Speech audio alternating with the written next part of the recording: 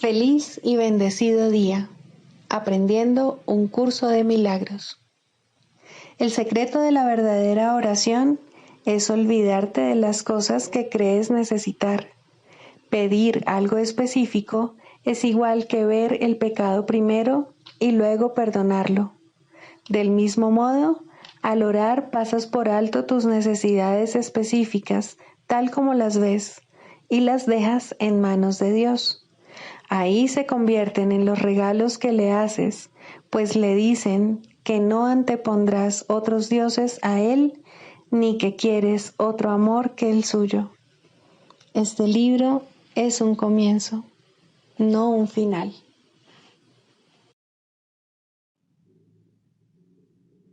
Del prefacio, que postula, párrafo 7.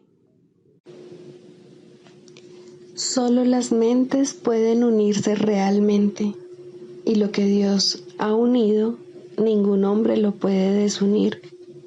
No obstante, la verdadera unión, que nunca se perdió, solo es posible en el nivel de la mente de Cristo.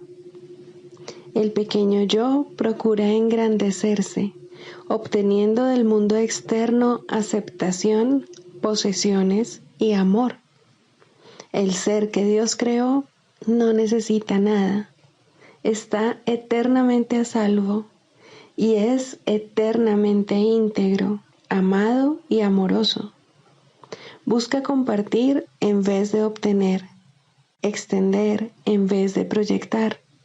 No tiene necesidades de ninguna clase y solo busca unirse a otros que, como él, son conscientes de su propia abundancia.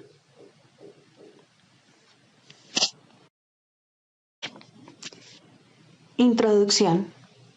Este es un curso de milagros. Es un curso obligatorio. Solo el momento en que decides tomarlo es voluntario. Tener libre albedrío no quiere decir que tú mismo puedas establecer el plan de estudios. Significa únicamente que puedes elegir lo que quieres aprender en cualquier momento dado. Este curso no pretende enseñar el significado del amor, pues eso está más allá de lo que se puede enseñar.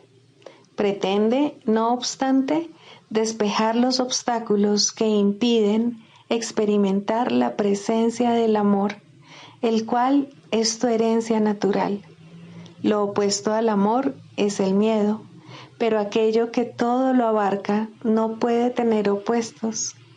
Este curso puede, por lo tanto, resumirse muy simplemente de la siguiente manera. Nada real puede ser amenazado. Nada irreal existe. En esto radica la paz de Dios. Capítulo 1. El significado de los milagros. Primero, principios de los milagros. Principio 6. Los milagros son naturales. Cuando no ocurren, es que algo anda mal. Capítulo 19. La consecución de la paz. Primero, la curación y la fe. Dijimos anteriormente que cuando una situación se ha dedicado completamente a la verdad, la paz es inevitable. La consecución de esta es el criterio por medio del cual se puede determinar con seguridad si dicha dedicación fue total. Mas dijimos también que es imposible alcanzar la paz sin tener fe, pues lo que se le entrega a la verdad para que ésta sea su único objetivo, se lleva a la verdad mediante la fe. Esta fe abarca a todo aquel que esté involucrado en la situación, pues sólo de esta manera se percibe la situación como significativa y como un todo. Y todo el mundo tiene que estar involucrado, pues, de lo contrario, ello implicaría que tu fe es limitada y que tu dedicación no es total.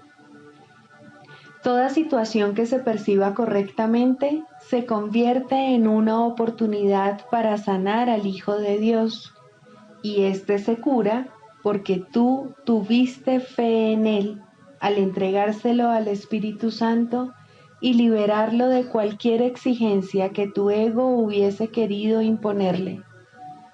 Ves, por consiguiente, que es libre, y el Espíritu Santo comparte esa visión contigo.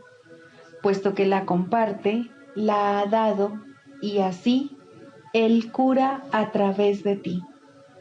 Unirse a Él en un propósito unificado es lo que hace que este propósito sea real, porque tú lo completas, y esto es curación. El cuerpo se cura porque viniste sin Él y te uniste a la mente en la que reside toda curación. El cuerpo no puede curarse porque no puede causarse enfermedades a sí mismo. No tiene necesidad de que se le cure. El que goce de buena salud o esté enfermo depende enteramente de la forma en que la mente lo percibe y del propósito para el que quiera usarlo. Es obvio que un segmento de la mente puede verse a sí mismo separado del propósito universal. Cuando esto ocurre, el cuerpo se convierte en su arma que usa contra ese propósito para demostrar el hecho de que la separación ha tenido lugar. De este modo, el cuerpo se convierte en el instrumento de lo ilusorio, actuando en conformidad con ello, viendo lo que no está ahí y oyendo lo que la verdad nunca dijo, y comportándose de manera demente al estar aprisionado por la demencia. No pases por alto nuestra afirmación anterior de que la falta de fe conduce directamente a las ilusiones, pues percibir a un hermano como si fuese un cuerpo es falta de fe, y el cuerpo no puede ser usado para alcanzar la unión. Si ves a tu hermano como un cuerpo, habrás dado lugar a una condición en la que unirse a él es imposible. Tu falta de fe en él te ha separado de él y ha impedido vuestra curación.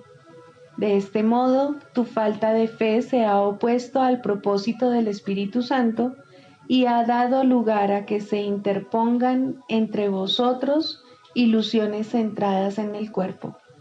Y el cuerpo parecerá estar enfermo, pues lo habrás convertido en un enemigo de la curación y en lo opuesto a la verdad. No puede ser difícil darse cuenta de que la fe tiene que ser lo opuesto a la falta de fe.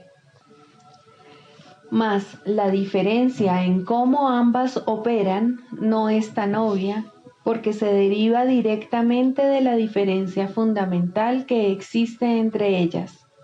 La falta de fe siempre limita y ataca. La fe desvanece toda limitación y brinda plenitud. La falta de fe siempre destruye y separa. La fe siempre une y sana. La falta de fe interpone ilusiones entre el Hijo de Dios y su Creador. La fe elimina todos los obstáculos que parecen interponerse entre ellos. La falta de fe está totalmente dedicada a las ilusiones. La fe totalmente a la verdad. Una dedicación parcial es imposible. La verdad es la ausencia de ilusiones. Las ilusiones, la ausencia de verdad. Ambas no pueden coexistir ni percibirse en el mismo lugar.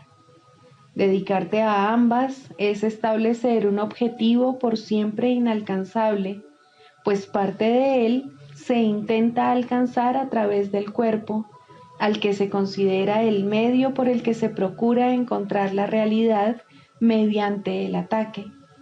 La otra parte quiere sanar y por lo tanto apela a la mente y no al cuerpo. La transigencia que inevitablemente se hace Es creer que el cuerpo y no la mente es el que tiene que ser curado, pues este objetivo dividido ha otorgado la misma realidad a ambos, lo cual sería posible solo si la mente estuviese limitada al cuerpo y dividida en pequeñas partes que aparentan ser íntegras, pero que no están conectadas entre sí. Esto no le hará daño al cuerpo, pero mantendrá intacto en la mente el sistema de pensamiento ilusorio. La mente, pues, es la que tiene la necesidad de curación, y en ella es donde se encuentra, pues Dios no concedió la curación como algo aparte de la enfermedad, ni estableció el remedio donde la enfermedad no pueda estar. La enfermedad y el remedio se encuentran en el mismo lugar, y cuando se ven uno al lado del otro, reconoces que todo intento de mantener a la verdad y a la ilusión en la mente, donde ambas necesariamente están, es estar dedicado a las ilusiones. Mas, cuando éstas se llevan ante la verdad y se ve que desde cualquier punto de vista son completamente irreconciliables con ella, se abandonan. No hay conexión alguna entre la verdad y las ilusiones. Esto será así eternamente, por mucho que intentes que haya conexión entre ellas. Pero las ilusiones están siempre conectadas entre sí, tal como lo está la verdad. Tanto las ilusiones como la verdad gozan de cohesión interna y constituyen un sistema de pensamiento completo en sí mismo, aunque totalmente desconectado del otro. Percibir esto es reconocer dónde se encuentra la separación y dónde debe subsanarse. El resultado de una idea no está nunca separado de su fuente. La idea de la separación dio lugar al cuerpo y permanece conectada a él, haciendo que éste enferme debido a la identificación de la mente con él. Tú crees que estás protegiendo al cuerpo al ocultar esta conexión, ya que ocultarla parece mantener tu identificación a salvo del ataque de la verdad. Si solo comprendieses cuánto daño le ha hecho a tu mente este extraño encubrimiento y cuánta confusión te ha causado con respecto a tu identidad. No comprendes la magnitud de la devastación que tu falta de fe ha ocasionado, pues la falta de fe es un ataque que parece estar justificado por sus resultados. Pues al negar la fe, ves lo que no es digno de ella y no puedes mirar más allá de esta barrera a lo que se encuentra unido a ti. Tener fe es sanar, es la señal de que has aceptado la expiación y, por consiguiente, de que deseas compartirla. Mediante la fe ofreces el regalo de liberación del pasado que recibiste. No te vales de nada que tu hermano haya hecho antes para condenarlo ahora. Eliges libremente pasar por alto sus errores al mirar más allá de todas las barreras que hay entre tú y él y veros a los dos como uno solo. Y en esa unidad que contemplas, tu fe está plenamente justificada. La falta de fe nunca está justificada. La fe, en cambio, siempre lo está. La fe es lo opuesto al miedo y forma parte del amor, tal como el miedo forma parte del ataque. La fe es el reconocimiento de la unión, es el benévolo reconocimiento de que cada hermano es un hijo de tu amorosísimo Padre, amado por Él como lo eres tú, y, por lo tanto, amado por ti como si fueses tú mismo. Su amor es lo que te une a tu hermano, y debido a su amor, no desearías mantener a nadie excluido del tuyo. Cada hermano aparece tal como se le percibe en el instante santo, unido a ti en tu propósito de ser liberado de la culpabilidad. Al ver al Cristo en Él sana, porque contemplas en Él lo que hace que tener fe en todos esté justificado eternamente. La fe es el regalo de Dios a través de aquel que Él te ha dado. La falta de fe contempla al Hijo de Dios y lo juzga indigno de perdón, pero a través de los ojos de la fe se ve que el Hijo de Dios ya ha sido perdonado y que está libre de toda culpa que Él mismo se echó encima. La fe lo ve solo como es ahora, porque no se fija en el pasado para juzgarlo, sino que únicamente ve en Él lo mismo que vería en ti. No ve a través de los ojos del cuerpo, ni recurre a cuerpos para darse validez a sí misma. La fe es el heraldo de la nueva percepción, enviada para congregar testigos que den testimonio de su llegada y para devolverte sus mensajes. La fe puede ser intercambiada por el conocimiento tan fácilmente como el mundo real, pues la fe surge de la percepción del Espíritu Santo y es señal de que compartes esta con Él. La fe es un regalo que le ofreces al Hijo de Dios a través del Espíritu Santo y es tan aceptable para el Padre como para el Hijo. Por lo tanto, te lo ofreces a ti mismo. Tu relación santa con tu nuevo propósito te ofrece fe para que se la des a tu hermano. Tu falta de fe os ha separado y así no ves tu salvación en él. La fe, no obstante, os une en la santidad que veis, no a través de los ojos del cuerpo, sino en la visión de aquel que os unió y en quien estáis unidos.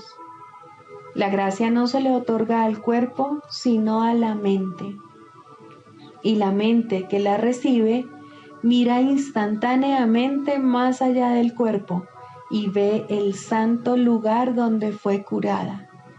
Ahí es donde se alza el altar en el que la gracia fue otorgada y donde se encuentra. Ofrécele pues gracia y bendiciones a tu hermano, pues te encuentras en el mismo altar donde se os otorgó la gracia a ambos. Y dejad que la gracia os cure a la vez, para que podáis curar mediante la fe.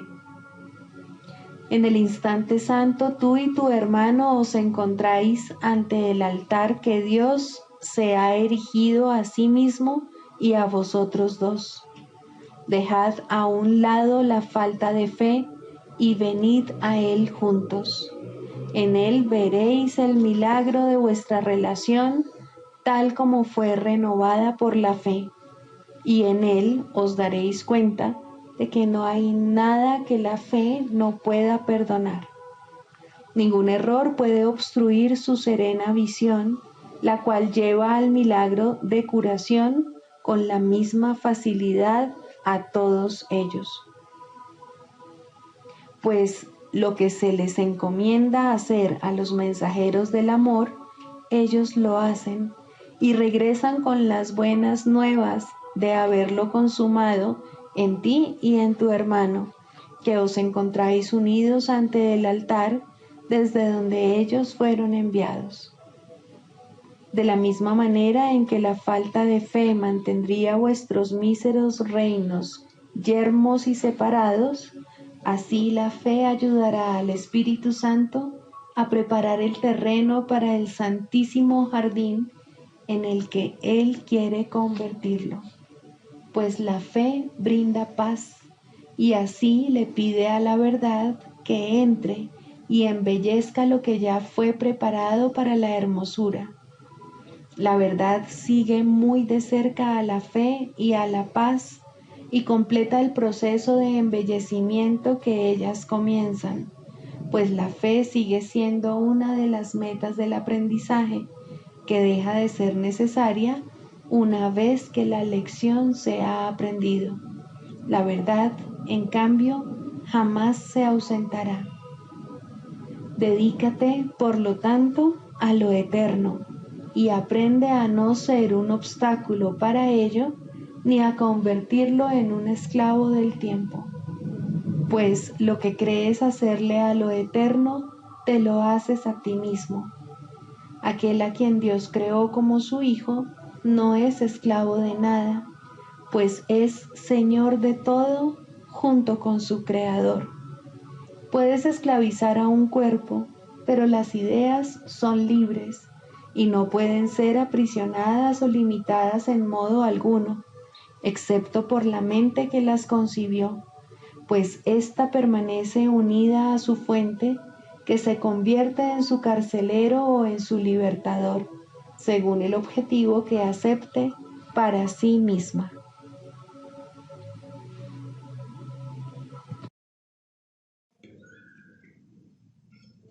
Libro de ejercicios, lección 19. No soy el único que experimenta los efectos de mis pensamientos.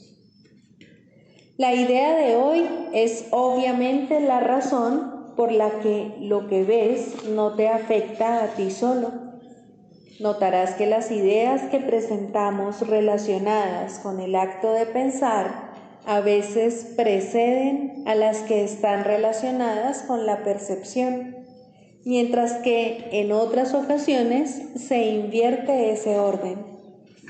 Eso se debe a que el orden en sí no importa. El acto de pensar y sus resultados son en realidad simultáneos, ya que causa y efecto no están nunca separados. Hoy volvemos a hacer hincapié en el hecho de que las mentes están unidas. Rara vez se acoge bien esta idea al principio, puesto que parece acarrear un enorme sentido de responsabilidad e incluso puede considerarse como una invasión de la vida íntima. Sin embargo, es un hecho que no existen pensamientos privados. A pesar de tu resistencia inicial a esta idea, ya entenderás que para que la salvación sea posible, esta idea tiene que ser verdad. Y la salvación tiene que ser posible porque es la voluntad de Dios. El minuto de búsqueda mental que se requiere para los ejercicios de hoy debe hacerse con los ojos cerrados. Repite primero la idea de hoy y luego escudriña tu mente en busca de aquellos pensamientos que se encuentren en ella en ese momento. A medida que examines cada uno de ellos, descríbelo en función del personaje o tema central que contenga. Mientras lo mantienes en la mente, di: no soy el único que experimenta los efectos de este pensamiento acerca de... El requisito de ser lo más imparcial posible al seleccionar los objetos para las sesiones de práctica ya te debe resultar bastante familiar a estas alturas, y de aquí en adelante no se repetirá diariamente, aunque se incluirá de vez en cuando a modo de recordatorio. No olvides, sin embargo, que seleccionar los objetos al azar en todas las sesiones de práctica seguirá siendo esencial hasta el final. Esta falta de orden en el proceso de selección es lo que hará que finalmente tenga sentido para ti el hecho de que no hay grados de dificultad en los milagros. Además de las aplicaciones de la idea de hoy, según lo dicte la necesidad, se requieren por lo menos 3 sesiones de práctica, aunque el tiempo requerido para las mismas podría acortarse si ello fuese necesario. No intentes hacer más de 4. Manual para el maestro, características de los maestros de Dios. Fe. El grado de fe de un maestro de Dios indica cuán avanzado se encuentra en su programa de estudios. ¿Pone en práctica este aprendizaje solo en algunos aspectos de su vida mientras mantiene otros aparte? De ser así, su progreso es lento y su confianza aún no se ha arraigado firmemente. La fe es la confianza que el Maestro de Dios tiene de que la palabra de Dios ha de resolver todas las cosas perfectamente, no solo algunas, sino todas. Comienza generalmente poniendo su fe en la resolución de solo algunos problemas, manteniéndola así cuidadosamente restringida por un tiempo. Someter todos los problemas a una sola respuesta es invertir completamente la manera de pensar del mundo, y solo eso es fe. Ninguna otra cosa merece que se le llame por ese nombre. Con todo, vale la pena lograr cada avance, por pequeño que sea. Estar dispuesto, como indica el texto, no quiere decir que se haya alcanzado la maestría. La verdadera fe, sin embargo, no se desvía. Al ser consistente, es completamente honesta. Al ser firme, goza de absoluta confianza. Al estar basada en la ausencia de temor, es mansa. Al gozar de certeza, rebosa júbilo. Y al tener confianza, es tolerante. La fe, por lo tanto, encierra en sí todos los demás atributos de los maestros de Dios y entraña la aceptación de la palabra de Dios y de la definición que Él tiene de su Hijo. Hacia ellas es a donde la fe, en el verdadero sentido de la palabra, siempre se dirige. En ellas tiene puestas sus miras, buscando hasta que las encuentra. La indefensión naturalmente la acompaña y su condición es el júbilo. Y una vez que las encuentra, descansa con sosegada certeza solo en aquello que es digno de toda fe.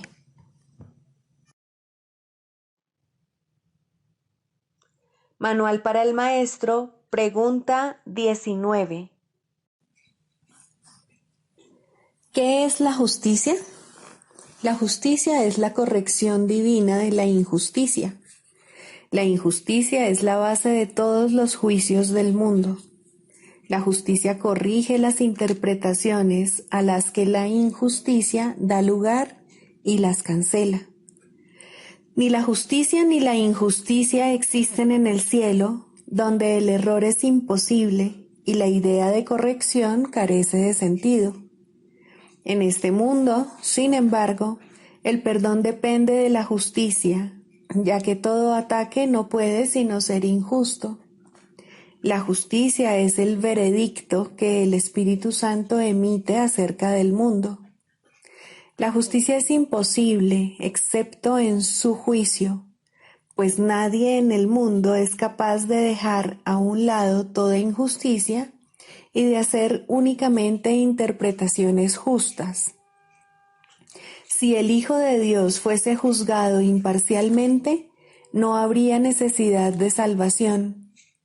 El pensamiento de separación hubiese sido eternamente inconcebible. La justicia, al igual que su opuesto, es una interpretación. Sin embargo, es la única interpretación que conduce a la verdad.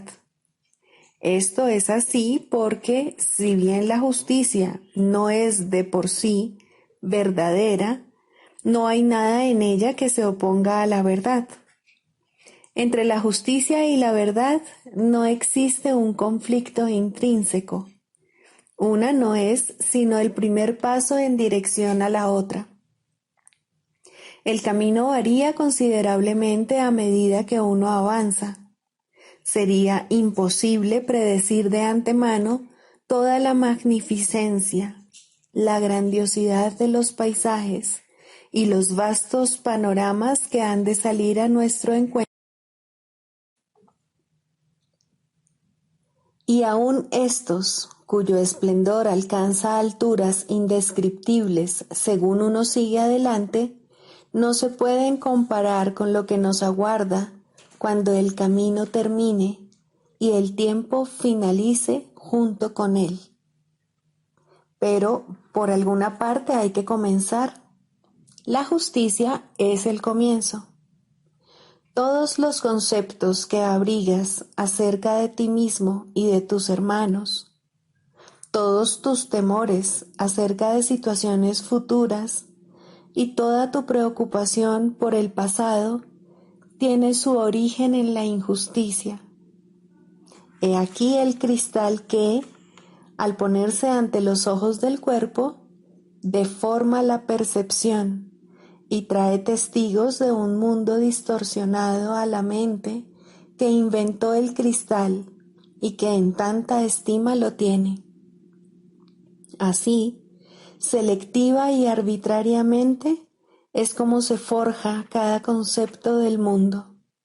Los pecados se perciben y se justifican mediante un cuidadoso método selectivo, del que está ausente toda idea de totalidad.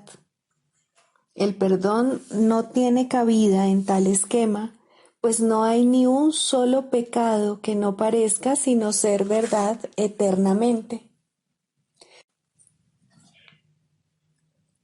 La salvación es la justicia de Dios. La salvación reinstaura en tu conciencia la integridad de todos los fragmentos que percibes como desprendidos y separados. Y es esto lo que te permite superar el miedo a la muerte. Pues los fragmentos separados no pueden sino deteriorarse y morir, pero lo que goza de plenitud es inmortal y por siempre semejante a su Creador al ser uno con Él. El juicio de Dios es su justicia. Sobre este juicio, totalmente desprovisto de condenación, al ser una evaluación enteramente basada en el amor, has proyectado tu injusticia, atribuyéndole a Dios el cristal de percepción deformada a través del que miras tú. Ahora el cristal es suyo y no tuyo. Ahora tienes miedo de él y no te das cuenta de que odias y temes a tu propio ser como si de tu enemigo se tratase. Implora la justicia de Dios y no confundas su misericordia con tu demencia. La percepción puede dar forma a cualquier imagen que la mente desee ver. Ten presente esto.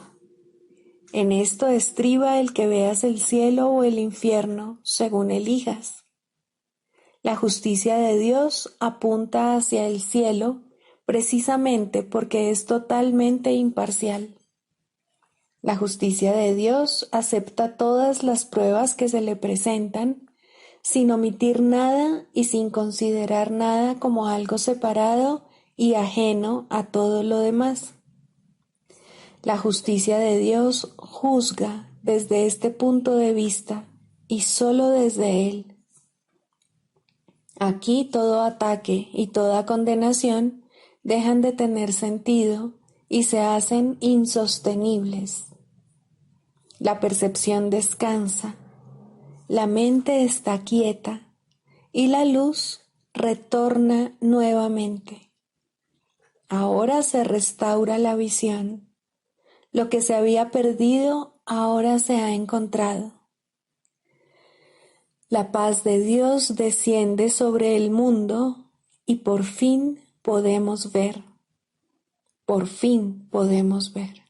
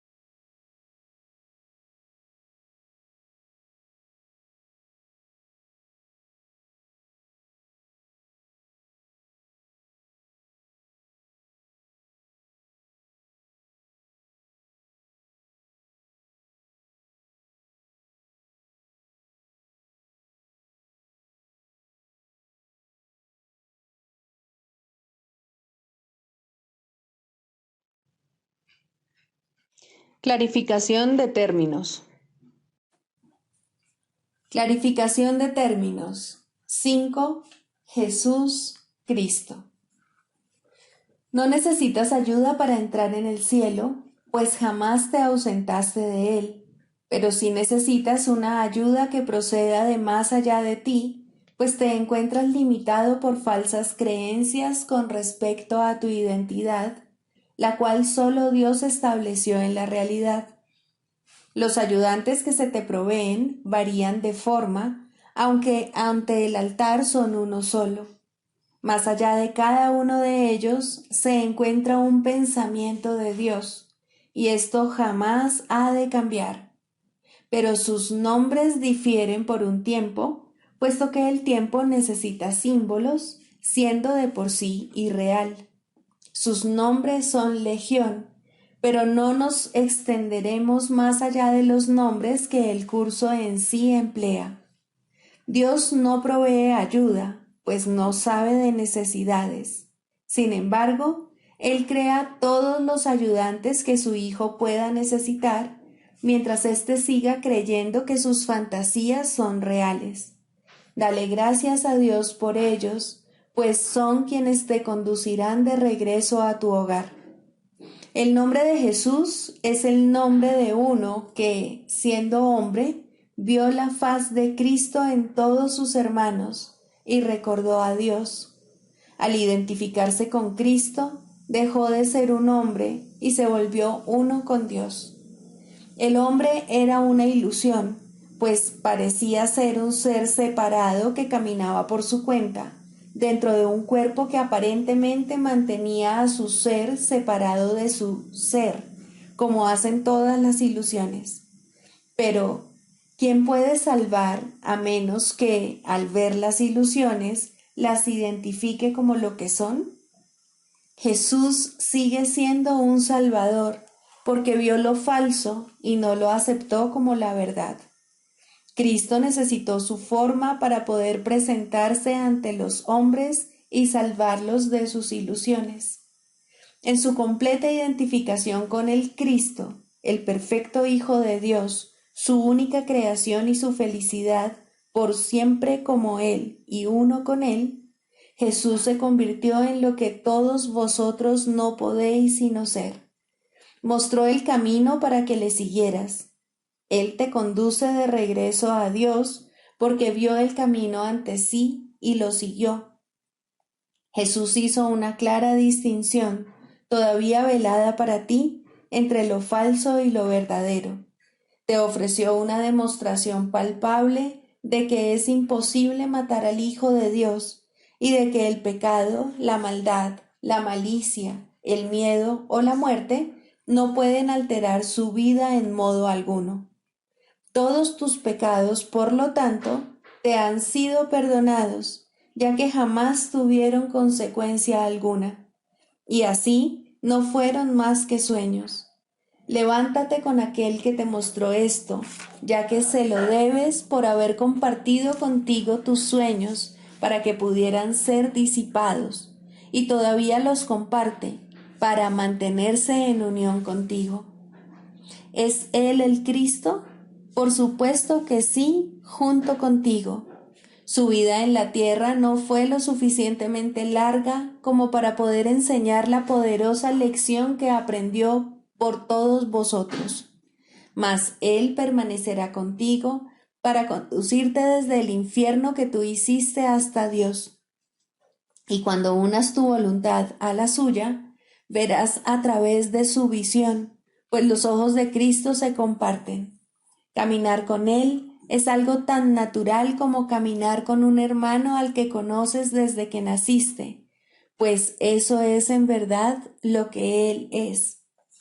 Se han hecho amargos ídolos de aquel que solo quiere ser un hermano para el mundo. Perdónale tus fantasías y comprende lo mucho que amarías a un hermano así, pues Él por fin le brindará descanso a tu mente y la llevará contigo ante tu Dios. ¿Es Él el único ayudante de Dios? Por supuesto que no, pues Cristo adoptará muchas formas con diferentes nombres hasta que se reconozca la unidad de todas ellas. Mas para ti, Jesús es el portador del único mensaje de Cristo acerca del amor de Dios. No tienes necesidad de ningún otro. Es posible leer sus palabras y beneficiarse de ellas sin aceptarle en tu vida, mas Él te ayudaría todavía más si compartieses con Él tus penas y alegrías y renunciases a ambas para hallar la paz de Dios. Con todo, lo que Él quiere que aprendas más que nada sigue siendo la lección que vino a enseñar, la cual reza así: la muerte no existe porque el Hijo de Dios es como su Padre. No puedes hacer nada que pueda alterar el amor eterno. Olvida tus sueños de pecado y de culpabilidad, y en su lugar ven conmigo a compartir la resurrección del Hijo de Dios, y trae contigo todos aquellos que Él te ha enviado para que cuides de ellos, como yo cuido de ti. El proceso de la psicoterapia. Cuarto, el proceso de la enfermedad. De la misma manera en que toda terapia es psicoterapia, del mismo modo toda enfermedad es enfermedad mental. Es un juicio acerca del Hijo de Dios, y todo juicio es una actividad mental. Un juicio es una decisión que se toma una y otra vez contra la creación y su creador. Es la decisión de percibir el universo como tú lo has creado. Es decidir que la verdad puede mentir y que es una mentira. ¿Qué otra cosa, entonces, puede ser la enfermedad sino una expresión de aflicción y culpa? ¿Y por qué sollozaría a alguien si no por su inocencia? Una vez que al Hijo de Dios se le considera culpable, la enfermedad es inevitable. Es lo que ha pedido y, por ende, es lo que recibirá. Todos los que piden enfermedad se han condenado a sí mismos a buscar remedios que no los pueden ayudar, pues han depositado su fe en la enfermedad y no en la salvación. No hay nada que un cambio de mentalidad no pueda hacer, pues todas las cosas externas no son sino sombras de una decisión ya tomada. Si se cambia la decisión, ¿cómo podría su sombra no cambiar? La enfermedad no es más que la sombra de la culpa, grotesca y fea, puesto que imita la deformidad. Si una deformidad se ve como real, ¿cómo podría su sombra no ser deforme? Una vez que se ha decidido que la culpa es real, el descenso al infierno sigue paso a paso su inevitable trayectoria.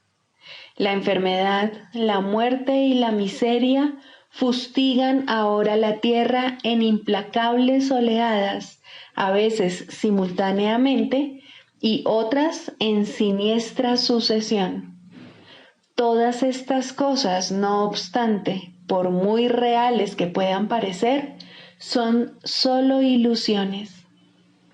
¿Quién podría tener fe en ellas una vez que ha entendido esto?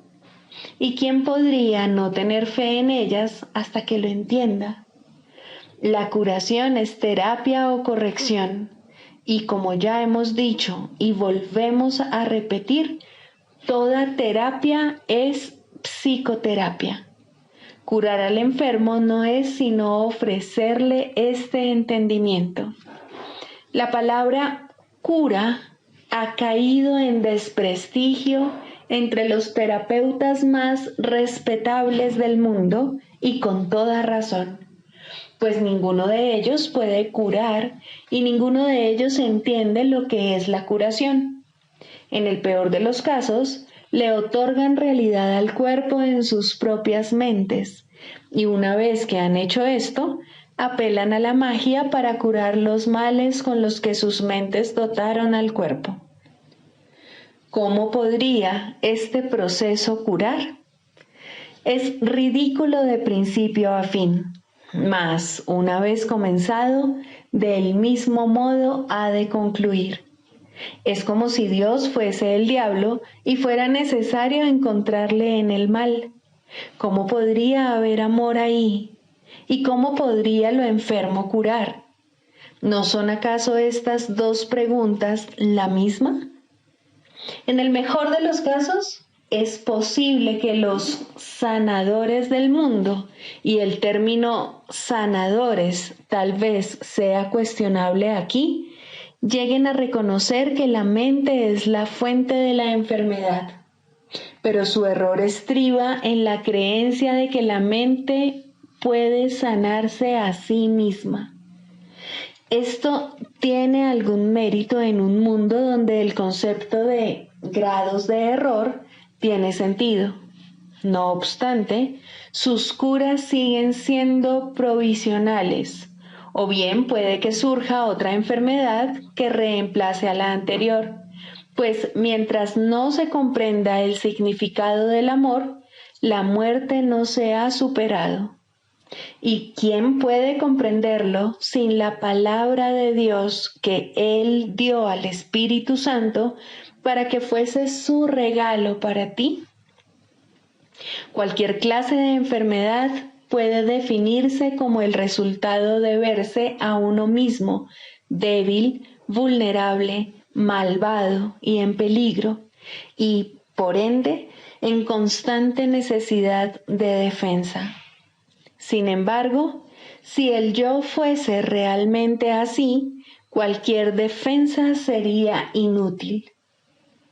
Las defensas que se procuran, por lo tanto, no pueden sino ser mágicas. Deben superar todos los límites percibidos en uno mismo y, simultáneamente, forjar un nuevo concepto propio en el cual el antiguo no tiene cabida. En resumen, el error se acepta como real y se lidia con él mediante ilusiones. Al haberse llevado la verdad al ámbito de las ilusiones, la realidad se ha vuelto una amenaza y se percibe como algo malvado. El amor se vuelve algo temible porque la realidad es amor. De este modo se cierra el círculo contra las incursiones de la salvación. La enfermedad es, por lo tanto, un error y necesita corrección. Y tal como ya hemos subrayado, la corrección no puede tener lugar justificando el error primero y luego pasándolo por alto. Si la enfermedad fuese real, en verdad no podría pasarse por alto, pues obviar la realidad es demencia. Ese es, no obstante, el propósito de la magia, hacer que las ilusiones sean verdad mediante una percepción falsa. Esto no puede curar porque se opone a la verdad. Tal vez una ilusión de salud sustituya la ilusión de enfermedad por un breve periodo de tiempo, mas no perdurará. Las ilusiones no pueden ocultar el miedo por mucho tiempo, pues éste forma parte de ellas. Escapará y adoptará otra forma al ser la fuente de todas las ilusiones. La enfermedad es demencia porque toda enfermedad es enfermedad mental y en esto no hay grados. Una de las ilusiones que hace que la enfermedad se perciba como real es la creencia de que la enfermedad varía en intensidad, que el grado de amenaza difiere según la forma que adopte. En esto radica la base de todos los errores, pues todos ellos no son más que intentos de transigir al ver solo una pequeña parte del infierno. Esto es una burla tan ajena a Dios que por siempre ha de ser inconcebible, pero los dementes lo creen porque están locos. Un loco defiende sus ilusiones porque ve en ellas su salvación. Por lo tanto, atacará a todo aquel que trate de salvarlo de ellas al creer que está siendo atacado por él. Este curioso círculo de ataque-defensa es uno de los problemas más difíciles que debe enfrentar el psicoterapeuta. De hecho, esa es su tarea principal, la esencia de la psicoterapia. Al terapeuta se le ve como alguien que está atacando la posesión más preciada del paciente, su imagen propia.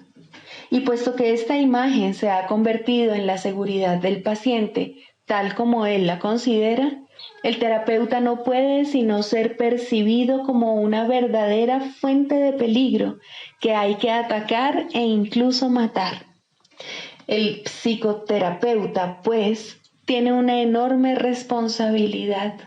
Debe hacer frente al ataque sin atacar y, por consiguiente, sin defenderse. Su tarea consiste en demostrar que las defensas no son necesarias y que la indefensión es fortaleza.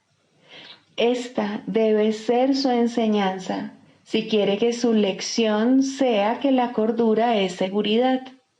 No puede hacerse suficiente hincapié en el hecho de que el demente cree que la cordura es una amenaza. Este es el corolario del pecado original. La creencia de que la culpa es real y de que está plenamente justificada. Por lo tanto, la función del psicoterapeuta consiste en enseñar que la culpa, al ser irreal, no tiene justificación ni ofrece seguridad alguna. Por consiguiente, siempre será indeseable, además de irreal. Esta única doctrina de salvación es la meta de toda terapia, pues alivia la mente de la insensata carga de culpa que tan fatigosamente arrastra, y de este modo la curación se logra. No se cura el cuerpo, simplemente se le reconoce como lo que es. Si se percibe correctamente, se puede entender su propósito. ¿Qué necesidad hay, entonces, de enfermedad? Con este único cambio, todo lo demás vendrá por añadidura. No hay necesidad de complicados cambios. No hay necesidad de largos análisis ni de discusiones o búsquedas fatigosas. La verdad es simple al ser una y la misma para todos. El canto de la oración, el perdón. Segundo, el perdón para destruir. El perdón para destruir adopta muchas formas al ser un arma del mundo de las formas. No todas son obvias y algunas se ocultan cuidadosamente bajo lo que aparenta ser caridad. Pero todas las formas que parece adoptar tienen una sola meta: separar y hacer que lo que Dios creó igual sea diferente. La diferencia resulta evidente en algunos casos, en los que la comparación intencionada no puede dejar de notarse, ni es su propósito realmente que se note. En este grupo se encuentra, en primer lugar, el caso en el que una persona mejor se digna rebajarse para salvar a un inferior de lo que en realidad ésta es. En este caso, el perdón aquí se basa en una actitud de amable altivez, tan lejana del amor que la arrogancia jamás podría desalojarse. ¿Quién puede perdonar y despreciar al mismo tiempo? ¿Y quién puede acusar a otro de estar inmerso en el pecado y al mismo tiempo percibirlo como el Hijo de Dios? ¿Quién puede enseñar lo que es la libertad esclavizando? En eso no hay unión, solo aflicción. Eso no es realmente misericordia. Eso es la muerte. Hay otro caso de perdón para destruir, muy parecido al anterior, si se entiende correctamente, en el que la arrogancia no se manifiesta de forma tan arrogante. Aquí el que perdona a otro no proclama ser mejor. En lugar de ello dice que aquí hay alguien cuya pecaminosidad él comparte, y dado que ambos han sido indignos, merecen la retribución de la ira de Dios. Este pensamiento puede parecer humilde e incluso inducir a una rivalidad con respecto a quién es más pecador o más culpable. Esto no es amor por la creación de Dios, ni por la santidad que es su regalo eterno. ¿Puede acaso su Hijo condenarse a sí mismo y aún así acordarse de él? Aquí la meta es apartar de Dios al Hijo que Él ama y mantenerlo separado de su fuente. Esta es también la meta de aquellos que buscan ser mártires a manos de otro. El objetivo detrás de esto tiene que verse claramente, pues puede pasar por mansedumbre y caridad en vez de crueldad. ¿No es acaso muestra de misericordia aceptar el rencor de otro y no responder sino con silencio y con una dulce sonrisa? Fíjate qué bueno eres, que soportas con paciencia y santidad la ira y el daño que otro te inflige sin mostrar el amargo dolor que sientes. El perdón para destruir con frecuencia se oculta tras un manto así. Muestra el rostro del sufrimiento y del dolor como prueba silenciosa de la culpa y de los estragos del pecado. Tal es el testimonio que le ofrece a uno que podría ser su salvador y no su enemigo. Pero al habérsele convertido en enemigo, tiene que aceptar la culpa y el duro reproche que de este modo se ha descargado sobre él. ¿Es esto amor? ¿O se trata más bien de una traición hacia uno que necesita que le salven del dolor de la culpa? ¿Qué otro propósito podría tener esto, sino mantener a los testigos de la culpa alejados del amor? El perdón para destruir puede manifestarse también en forma de regateos y tratos. Te perdono si satisfaces mis necesidades, pues en tu esclavitud está mi liberación. Dile esto a cualquiera y te vuelves un esclavo, y tratarás de deshacerte de la culpa mediante más regateos que no ofrecen esperanza alguna, sino más dolor y más miseria. Cuán temible se ha vuelto ahora el perdón y cuán distorsionado es el fin que persigue. Ten piedad de ti mismo, tú que de este modo regateas. Dios solo da y no pide recompensa alguna. No hay otra manera de dar excepto como Él da. Todo lo demás es una parodia, pues ¿quién intentaría hacer un trato lucrativo con el Hijo de Dios y al mismo tiempo dar gracias a su Padre por su santidad? ¿Qué le mostrarías a tu hermano? ¿Intentarías reforzar su culpa y con ello la tuya? El perdón es el medio por el que puedes escapar. Qué lástima convertirlo en un medio para una mayor esclavitud y dolor. En el mundo de los opuestos hay una manera de utilizar el perdón para la meta de Dios y encontrar la paz que Él te ofrece. No aceptes nada más o habrás buscado la muerte y orado por separarte de tu ser. Cristo es para todos porque está en todos. Es su faz lo que el perdón te permite ver. Es su faz en la que ves la tuya. Todas las formas que el perdón adopte, que no te aparten de la ira, de la condena y de comparaciones de cualquier clase, son la muerte, pues es eso lo que sus propósitos han establecido.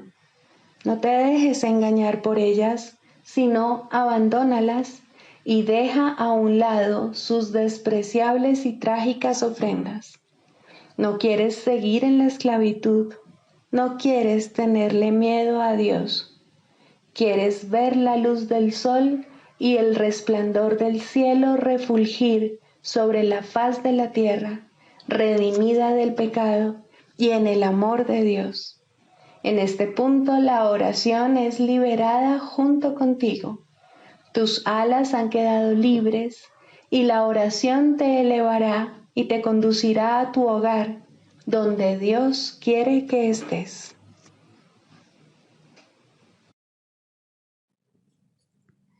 Sigamos a Jesús haciendo del perdón algo tan natural como respirar y algo tan vital como el aire. Amén.